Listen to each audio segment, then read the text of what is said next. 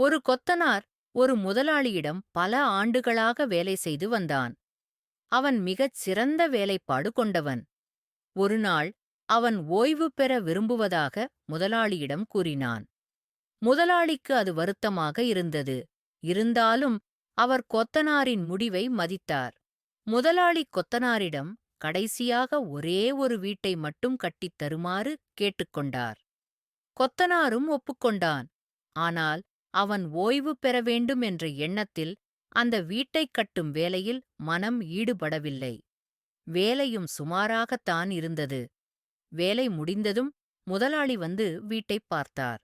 பிறகு அவர் சாவியை அந்தக் கொத்தனாரிடம் கொடுத்து, "இது உனக்கான பரிசு, இனிமேல் இந்த வீடு உன்னுடையது" என்றார். கொத்தனார் அதிர்ச்சியடைந்தான். அவன் செய்த தவறை உணர்ந்து மிகவும் வருத்தப்பட்டான்.